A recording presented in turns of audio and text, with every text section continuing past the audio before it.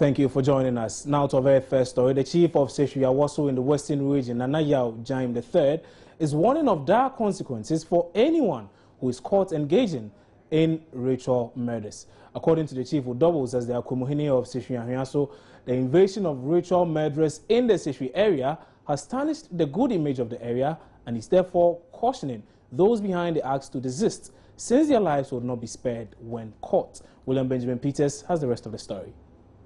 Just, I think 2 months ago, we recorded about 3 ritual killing cases at where a community near Sefi, also called Sefi Abuoso. I think I'm right with that name. And there is something specific about the Sefi, entire Sefi area. Anybody reaching there, anybody traveling to that place is always cautioned to take care, since anything can happen to that person. I was there over the weekend, and because of what I heard, I decided to interview one of the chiefs there, and this was Nana Jangu mentioned. He's the chief of Awaso. And unfortunately, the brother of Nana has been missing for over 2 months now. He told me the man visited him, and he boarded a passenger car, and since that day, they haven't heard from him.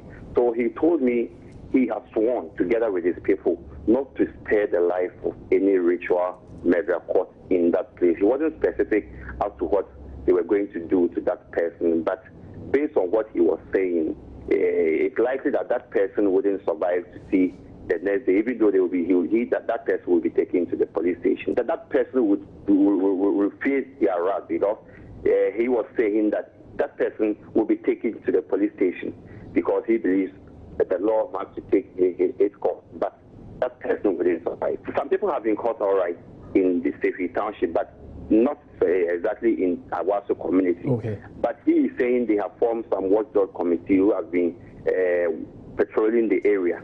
But he has sworn that anybody caught in that particular area would not be spared. And away from that, more than 6,000 judicial staff across the country will in less than 48 hours begin the partial withdrawal of services over delays in the payment of the allowances. The workers say their management and government have both failed to pay allowances due them since January this year, hence their decision to embark on the action. Judicial President Alex Nate has this morning been speaking to my colleague Mamavio Usoboji on the AM show. Every organization must have its, terms of engagement and be committed to it. If you have workers who are rendering such an important service, and under their conditions, you have allowances that are to be paid quarterly, you don't have to be on and off. You don't have to default. And even when you default, you need to come out, call the leadership of the staff to tell them, this is the challenge, how do we deal with it? Then you build consensus. But when you default and you don't call, you don't communicate as to why, then of course, you are presenting a negative picture to the staff. From either the Labor Ministry or the Judicial Service Management, government has not brought the money. Wait a minute. And we have been waiting. For how long must we wait? We must live decent lives. We have family. Our children go to school just as anybody's child goes to school. How do you expect us to sustain these pressures on us? Okay, so these issues we are talking about are very serious issues, and we expect our stakeholders to attach that importance to it. So what's the roadmap? You're wearing red armbands from today? Yes, the roadmap is that today all judicial service staff will be in red armbands. We will repeat it tomorrow and Wednesday, whilst we monitor the attitude of management towards our plight. If by Wednesday, the close of Wednesday, 4 p.m. when we close, we don't see anything, we will embark upon partial withdrawal of our services.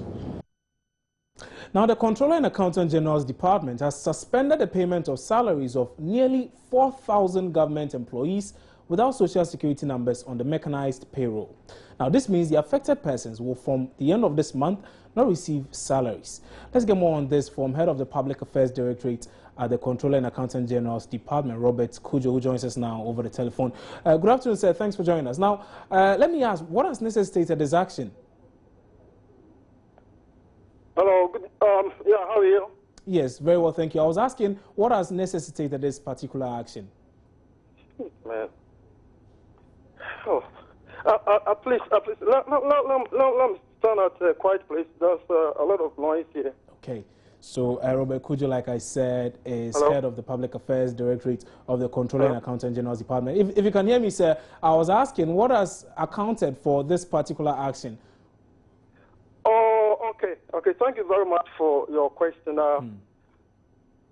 Controller and Accountant General's Department carried out an exercise at the beginning of the year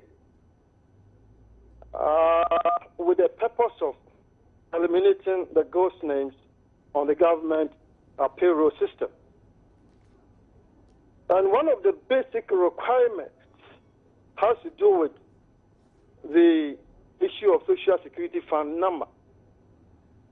But it came out that over 27,000 of these workers were not having their Social Security Fund number.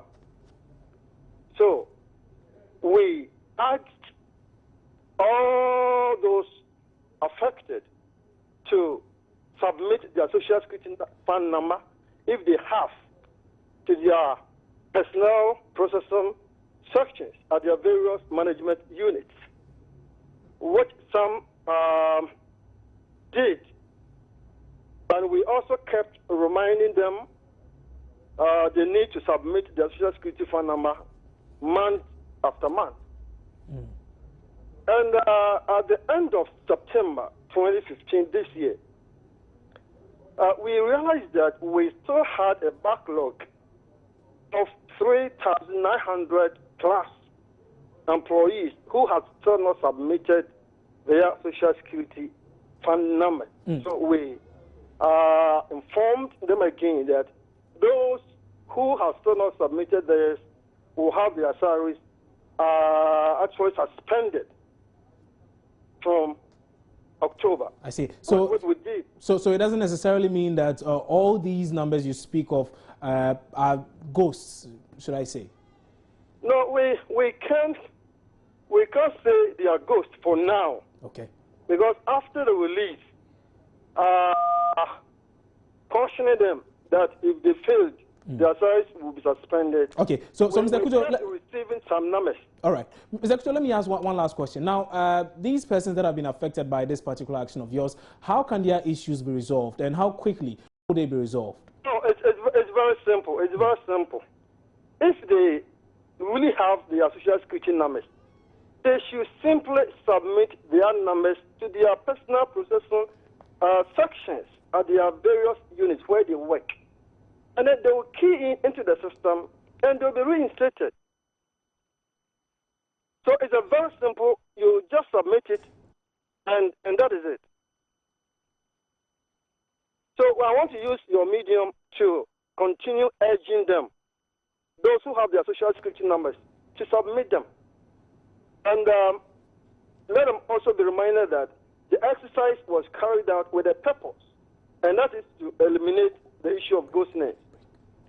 Okay, many thanks for your time on News Today, and that was Mr. Kujo. He's actually the Director of Public Affairs at the Controller and Accountant General's Department, explaining the processes that need to be undertaken if you are part of these people who have been affected by this particular action.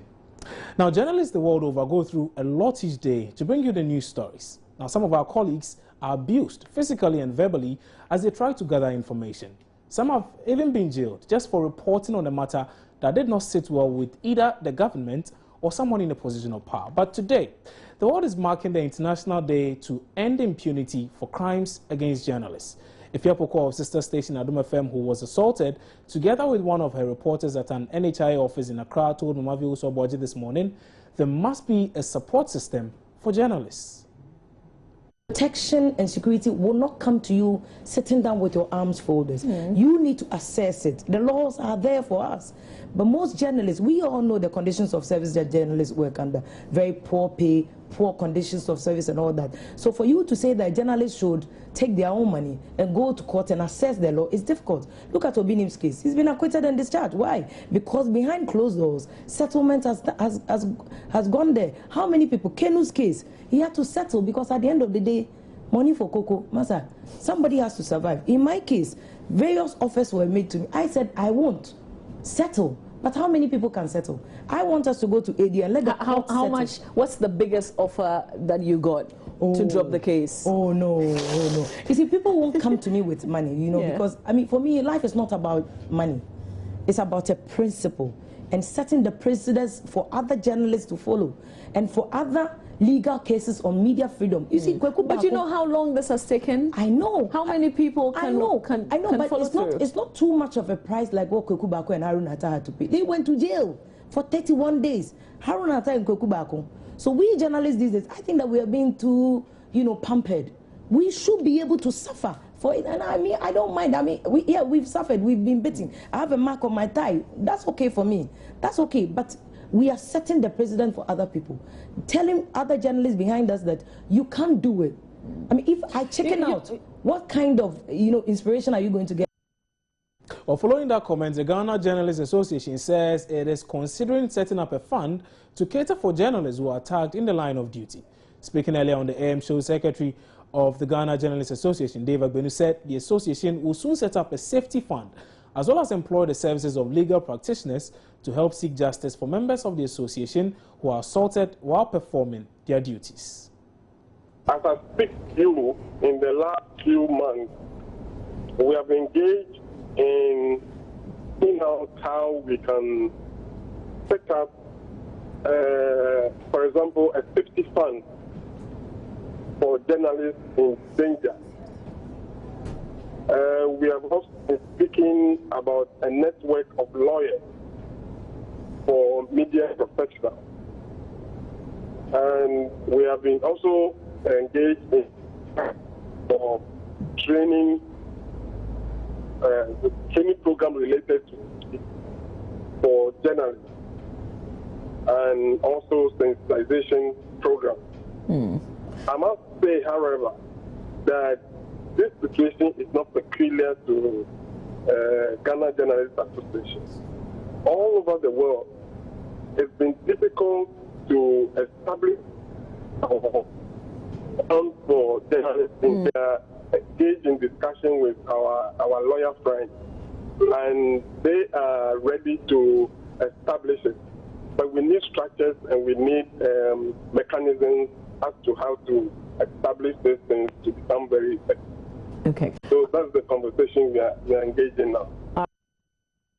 But why do people attack journalists in the first place when all we do is report and in most cases help people out of their troubles? We've been finding out from the streets.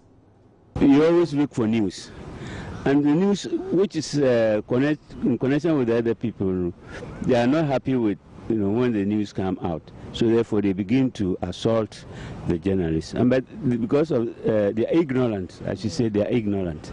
That's why they have been assaulted, which should not be the case. They should be proactive, you know, to sanction those who perpetrate such acts to the journalists. Because sometimes they do and then go scot-free, especially the politicians. And if they send them to court for them to be prosecuted, I think it will be a deterrent to others. Most of the people have something to hide, and when the journalists tend to investigate upon them, they think they get afraid. They are scared that maybe their bad deeds will be brought to light. And also I think it's because people don't know that the journalists have rights which protect them, which gives them the authority to be able to get down on issues, to bring information out to public. Journalists should be covered under the law, should be protected, and the GJA should also do something about it. At least when a journalist is assaulted, it should be taken afar. You know, they should take it to court, prosecute the people, and at least it will deter us from at least assaulting journalists, because they are doing a great job for the country. They are assaulted because the fake ones are more than the real ones, and I think that it's the fake ones that are being unprofessional. They are not doing their jobs as it should be, because nobody would get up and assault a journalist without any reason. They have their reasons for assaulting them. So I think if the journalists come out to do their work better, there will be no assault. Looking at our backgrounds, I think most people feel unsafe. Like recently, Anna's issues coming up, everybody is careful now. So I think that could be one of the reasons. And they are saying journalists are like, you understand? So maybe that can be the case, but I don't see why journalists should be beaten or assaulted. Those people who assault the journalists should be dealt with. Yeah, and then also, at least the board should try to educate the people more the work journalists do, and then let them know the right side of it, not it's been a bad thing. Don't report war, yeah, something like that.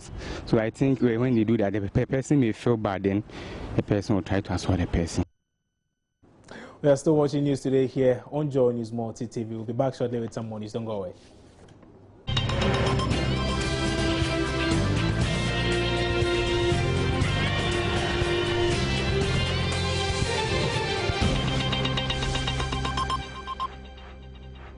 Thanks for staying on News Today.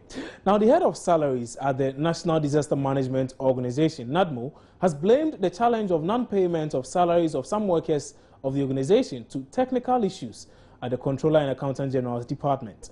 Some agitated workers of the Atani units of the organization were at the Finance Ministry this morning to demand explanations for the unpaid salary arrears dating back 2 years. Sylvester Minta Nkia told reporters the workers would have their salary arrears paid at the end of November. We did this biometric on 31st December last year, whilst we were waiting for financial clearance. God being so good, we got this financial clearance on May. So we started every processing that we should do for their salary to come. But, you know, this human institution that we used to work, you work about 1,500 people waiting for salary. And then if you send inputs 1,500 to controller, at least there will be some errors somewhere, or there will be some 1 or 2 technical issues somewhere that person's salary may not come.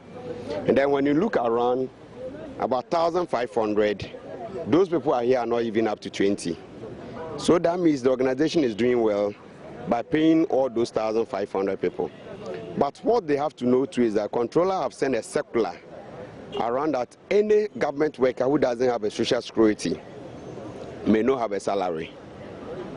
So that is the problem that they should check first before coming here. See whether you have a social security number or not. Because if you don't have a social security number, you can work for 1,000 years. Once you don't have a social security number, your salary will not pop out. So if your salary do not pop out, that doesn't mean that the organization is not performing. It's up to you, because the Ministry of Finance and Controller want to help you for your future when you are old, that you're not going around when you are holding a walking stick chasing for your social security. Yeah, so that's why. What I've gathered from them is that they have their social security. They have whatever it takes for them to get their salary. You see, and let me follow up with this. You said you've been paying over 1,000 workers already. Now, how do you expect these 15 individuals to live? They've been working for close to 2 years without salaries. How do you expect them to live? Yeah, earlier when I told you people that it's not fair and it's not good that someone will work for a year or 2 years not having salary. But every institution has a challenge. So can you give us a timeline as to when this time around they are going to receive their salaries? My brother, you know, we have worked a lot. And then, whilst, you see, the guy was explaining that he came to our office and then we made him write his name. Based on the name that he wrote it, we are going to stand on that name and look at where the input is or where the wrong is coming from before we also take action. And then the system that we used to work is on. That's why I've told them from here they should march to my office so that we will take their staff numbers one by one and then identify the problem. When we identify the problem, today the problem will be solved, and then this month, ending of November, their salary will come out. Now, health officials are expressing concern over what they describe as the increasing case of rabies infections among children. Resident doctor at the Kolebu Teaching Hospital's Child Health Department, Dr. Hilda Mantibia Boy is urging parents to report any instance of dog bites for early treatment. Matilda Pomega has more. Rabies is an infectious viral disease that is almost always fatal following the onset of clinical signs. Statistics from the Kolebu Teaching Hospital's Child Health Department indicate 6 children have died from the rabies between January and September 2015. There were 4 cases in the whole of 2014. We have quite a number of people dying from rabies. About 4 years ago, I think we had about 7 people dying from rabies. About 3 years ago, we had about 4 or so. The year after, we had about 3. Last year, we had about 4. And then this year, we've had about 6 already. Once you get a dog bite, you need to get the rabies vaccines. And the vaccines, it's not just one shot that you need. There are 5 shots which are spread out in about a month. So there is a schedule for it. On the day that you get the bite, you get 1. On the 3rd day, you get another 1. On the 7th day, you get another 1. On the 21st and then the 28th day, you get another 1. If you don't get the vaccine on the same day that you had the bite, it doesn't matter. All that is important is that you get the vaccines, because if you don't get the vaccines and the symptoms of rabies start, there's nothing that can be done to save you. You will die. And it's a totally preventable death. The illness is totally preventable. That is, if you have the rabies vaccines, you will not get rabies. So why should people still die from rabies? Dr. Mantibia Boy said other stakeholders must also collaborate with the various health facilities to prevent further increase in the numbers of the viral infection. Dr. Mantibia Boy also advised health workers in rural areas and clinics that do not have rabies vaccines to refer people who have been bitten by dogs to well-equipped health facilities. Matilda Pamagan for Joy News.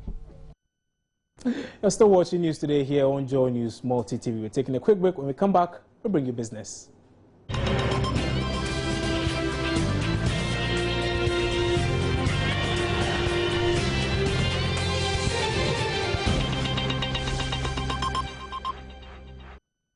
In business, Chinese oil giant Sinopec International Petroleum Service Corporation has made an offer for government to allow it to begin the next phase of the Ghana Western Corridor Gas Infrastructure Development Project.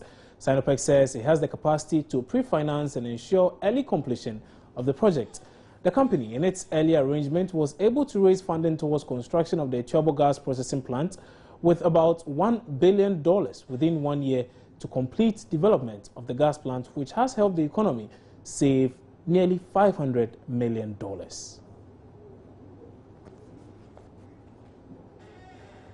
Now, shares in Africa's biggest mobile operator were suspended on Monday in the wake of a huge fine imposed by Nigerian regulators. Trading in MTN Group was halted in Johannesburg after the stock fell by as much as 8%.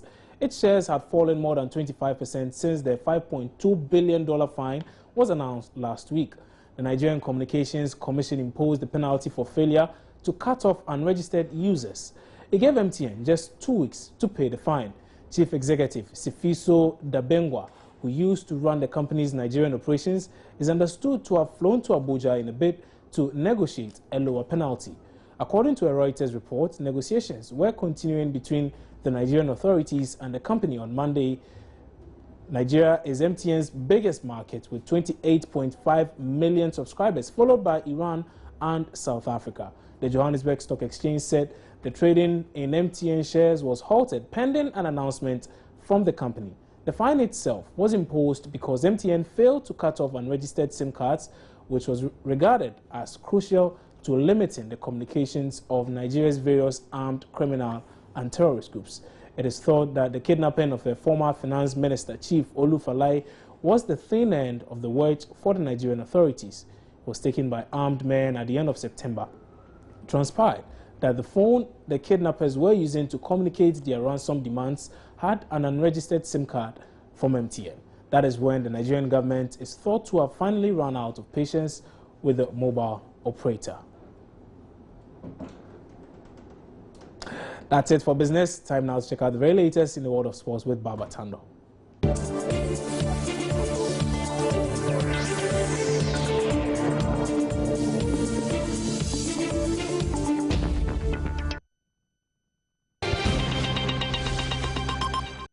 Right, it's time for entertainment. And who do we have here? Gladys Oseo, Road of Entertainment Desk. Gladys, good afternoon. Good afternoon. How are Looking you? great as usual. Great. Thanks. You? Anyway, I'm good. Okay. There's a lot happening today, right? Yeah, I can tell you. You can even in our newsroom. Even in the newsroom. You're very right. But you know Shatawale is trending. Okay, so I'll tell you more about that one. Okay. But for now, let's go talking about the other issues that really, it's been a quite very eventful weekend. I don't know what you did with your weekend. Well, I wasn't well. I wasn't. You were not well. Yeah. Okay, but do you know that Musica held its elections over the weekend? Yeah, I heard about it. Yeah, War retained his seats. Oh. So what is this much talk about Obo's not doing well, or because the group met and they actually voted him back into power? Wow. But, well, we caught up with Obo and he shares his victory words. Let us bond together as executives, because when the joy comes, it comes for us. When the victory comes, it comes for us. And this victory is not for Obo, but it's for every individual member of the Musicians Union of Ghana. We must stand and not tarnish the image of the union. The Electoral Commission have spoken. This election was fair.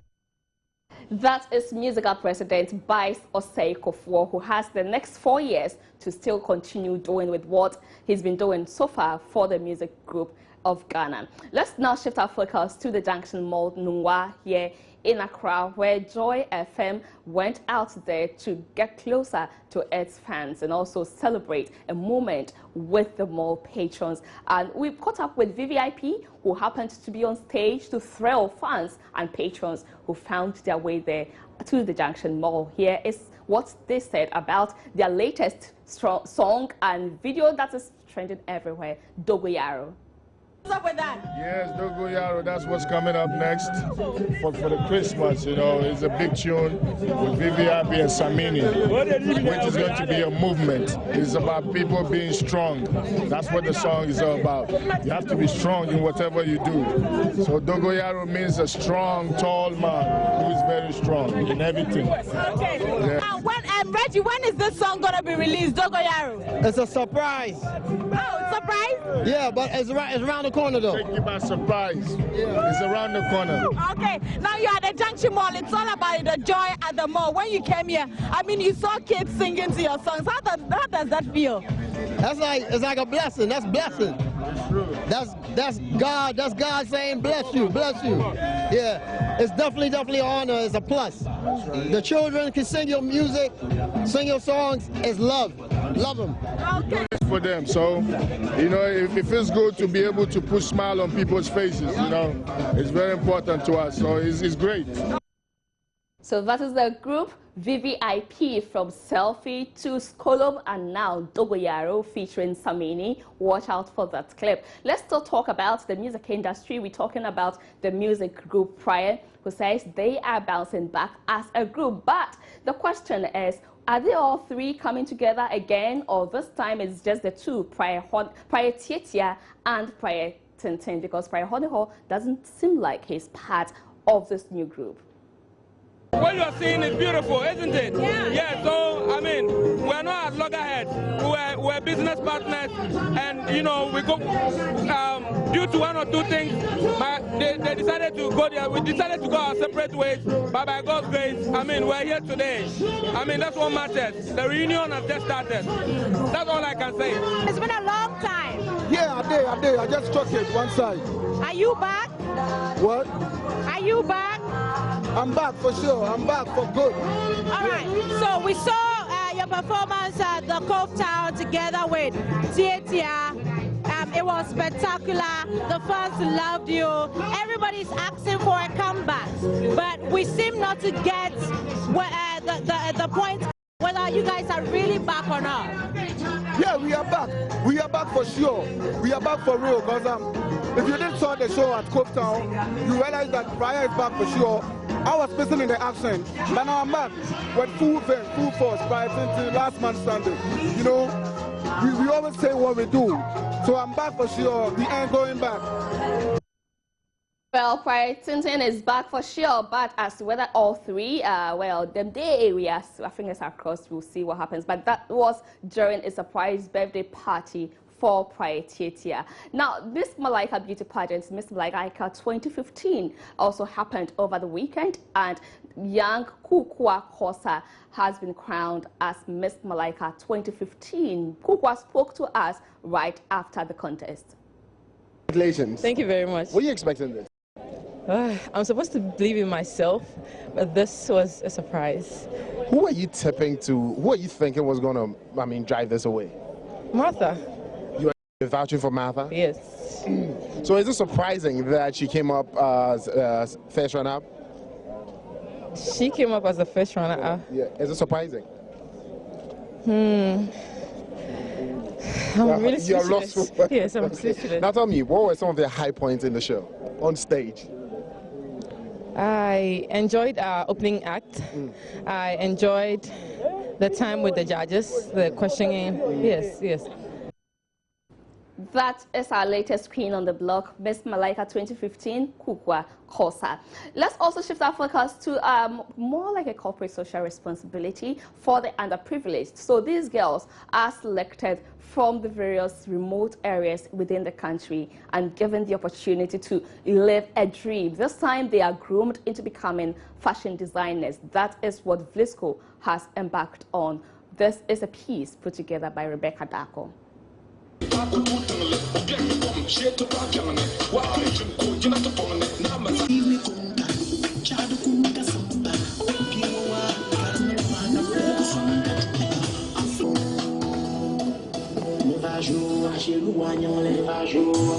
With it, design. Janet Avedari.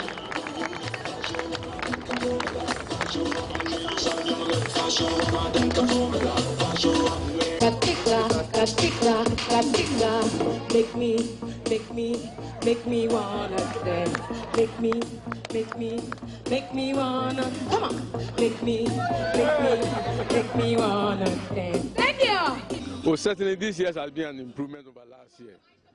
Well, so Riella Noella is actually making Kwabena want to also go like that. Yeah, make me want that. Well, but do you know that Shatawale has been parting? Yeah, he's been trending. He's been trending. He's parted companies with his manager Bulldog. And what reports coming in indicates that it's because there's a new record label that wants to manage Shatawale's brand now, and so obviously Bulldog can be on. But he's been talking on a radio station, and the kind of things coming up is quite interesting. I hear he's been accusing Bulldog of something. People are saying, but I don't know for sure, but at least what he's been saying is that Bulldog hasn't really been a good manager for him. He couldn't let people come into their camp. He prevented people from coming into their camp, and he feels that affected his brand to some extent. So, that's what Shatawale has been saying, but we'll tell more to our viewers at 4:45 on Let's Talk Entertainment. Right. Gladys, thank you very much for that update. That was Gladys Oseredo bringing us all the juicy gossip in entertainment. We're taking a break here. When we come back, we'll bring you some more before we go. And before we go, the National Executive Committee of the ruling NDC is in a meeting to consider a proposal to postpone the party's primaries slated for this weekend. The party earlier scheduled to hold its parliamentary and presidential primaries on Saturday, November 7, but concerns from several members, including members of parliament, on the timing of the primaries has compelled the party's National Executive Committee to reconsider the earlier date. And we are unable to bring you much more on. We've been trying our lines, but, well, because they are in a meeting, obviously, we are unable to reach them. But again, we are told that there's going to be a press conference later this afternoon. We'll bring you all that on the Pulse and subsequent bulletins as well. But that's how we wrap up news today here on Joy News Multi TV. My name is Kwabena Chenchehini Boatin. For more news, do all to log on to myjoyonline.com. Have a good afternoon.